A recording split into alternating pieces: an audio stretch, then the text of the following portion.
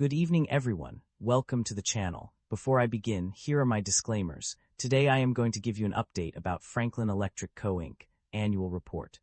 Franklin Electric Co. Inc. offers a diverse range of businesses and services through its three segments: water systems, energy systems, and distribution. The company designs, manufactures, and distributes water and fuel pumping systems globally. The water systems segment provides motors, pumps, water treatment systems, monitoring devices, and related equipment for residential, agricultural, municipal, and industrial applications. This includes electronic drives and controls that offer protection from various hazards such as electrical surges and overheating. In the energy systems segment, Franklin Electric produces and markets pumps, motors, pipes, sumps, fittings, vapor recovery components, electronic controls, monitoring devices, and related equipment for energy system applications. This segment also serves other energy markets, including power reliability systems with intelligent electronic devices designed for online monitoring. The distribution segment sells products to various customers, including installing contractors, wholesale and retail distributors, specialty distributors, industrial and petroleum equipment distributors, oil and utility companies, and original equipment manufacturers. Unfortunately, I do not have access to the text you provided. However, I can still provide a general overview essay on what might cause a stock price to drop. The stock price of any company, including Franklin Electric Co., Inc., can fluctuate due to various market and economic factors. One possible reason for a decline in stock price is poor financial performance, such as decreased revenue or increased expenses. This can be caused by a variety of internal factors, including inefficient operations, lack of innovation, or failure to adapt to changing market conditions. Another potential cause of a drop in stock price is external factors, such as changes in the overall economy or industry trends. For example, if there is a downturn in the global economy, companies that rely heavily on exports may see their stock prices decline. Similarly, if there are significant changes in government regulations or policies affecting the company's operations, this can also impact its stock price. Additionally, investor sentiment and market expectations can also play a role in determining a company's stock price. If investors become pessimistic about a company's future prospects, they may sell their shares, causing the stock price to drop. Conversely, if there is a positive outlook for the company, investors may buy more shares, driving up the stock price. In summary, a decline in stock price can be caused by a combination of internal and external factors, including poor financial performance, changes in market conditions, and investor sentiment. Franklin Electric Co., Inc. maintains a market capitalization of $4 billion, broadly in line with the industry peer group. Franklin Electric Co., Inc. trades at a higher price-to-earnings ratio of 31 times and a lower price-to-book ratio of 3.23 times relative within the industry. But when we look at the broader industry, much for its peers are also priced fairly or higher. This indicates an overall sector-level optimism, suggesting that investors are already valuing the industry with a forward premium for the industry, leaving limited opportunity to uncover undervalued stocks. The company maintains a moderate leverage profile, with liabilities making up 30% of total assets, suggesting a balanced approach between risk management and capital efficiency. Average liabilities have declined over the past 5 years, indicating improving balance sheet discipline and reduced financial risk. Shareholder equity has expanded consistently over the past 5 years, with growth supported by rising operating income. This suggests the company is profitable and financially sustainable. The company has consistently reduced its share count, while revenue and equity have grown, indicating disciplined buybacks that enhance long-term per-share value. The income statement shows that the company have been growing its revenue annually, and the operating income have been increasing. This shows that the business model works and the business is expanding. The primary drivers of revenue growth or decline are multifaceted and influenced by various factors. On the growth side, geographic expansion, product line extensions, and system design competency are key contributors to increased sales. The growing demand for water systems in countries installing municipal water systems also plays a significant role. Developing regions with expanding middle class or improving quality of living have been identified as areas with high potential for revenue growth, with compounded annual sales growth rates of 6-9%. Acquisitions such as Action Manufacturing and Supply, Inc. and Pump Eng Thai Limited have also had a positive impact on revenue. In addition to these factors, customer relationships, trade names, and revenue growth forecasts are also important drivers of revenue growth. On the other hand, changes in foreign trade policies and tariffs, retaliatory tariffs by other countries, inflationary economies, and foreign currency exchange rate fluctuations are among the primary drivers of revenue decline. It is worth noting that some factors have a neutral or no significant change impact on revenue, such as distribution segment revenue decline and energy systems segment revenue growth.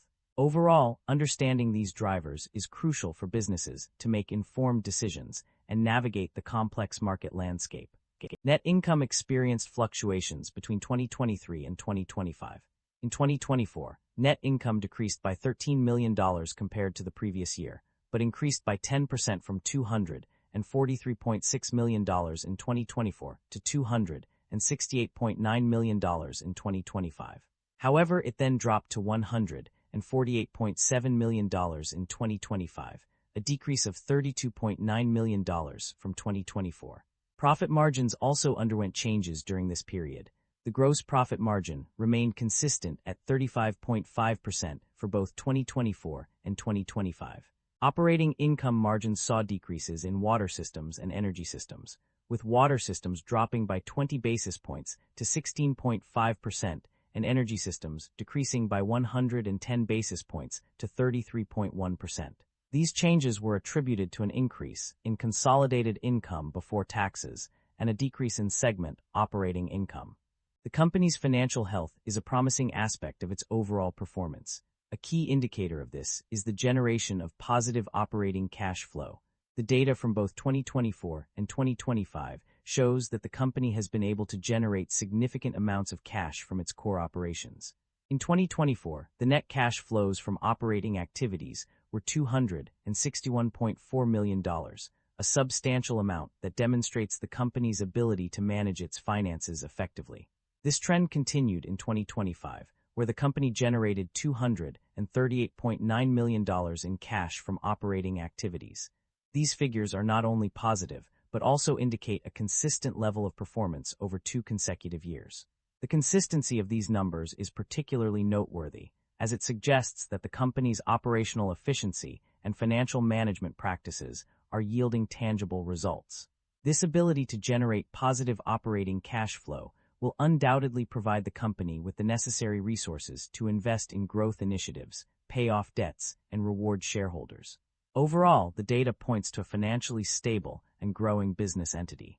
The company's debt level and interest expenses have undergone significant changes over the past year.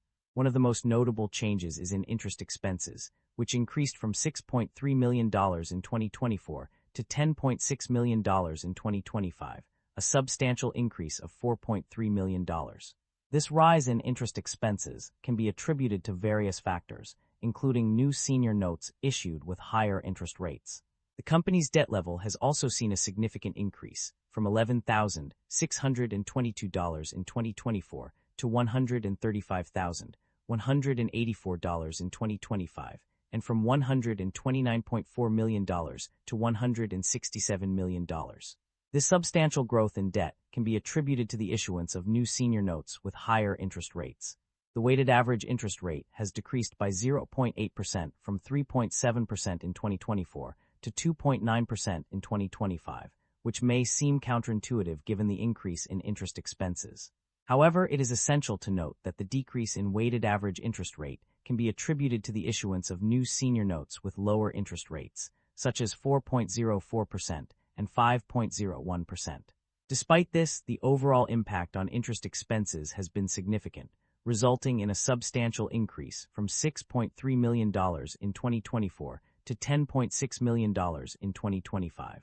Management is optimistic about the company's outlook despite potential tax implications.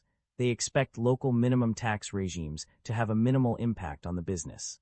One of their key goals is to maintain a plan-funded status at 80% or higher, which they believe is achievable due to ample liquidity. In terms of strategy, management is focused on increasing borrowing capacity and refinancing debt at more favorable interest rates. This move is expected to improve financial flexibility and reduce costs for the company.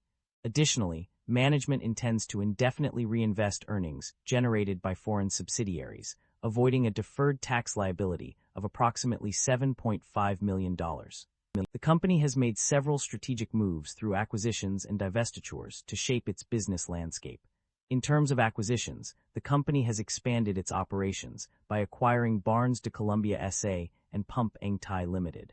These acquisitions are expected to bring in new technologies, expertise, and market access that can enhance the company's overall performance. On the other hand, the company has also divested certain assets to streamline its operations and focus on core business areas. One notable example is the settlement and termination of a domestic defined benefit plan in 2025. This move is likely aimed at reducing liabilities and improving financial efficiency. The company has demonstrated a commitment to returning value to its shareholders through both dividend payments and share buybacks.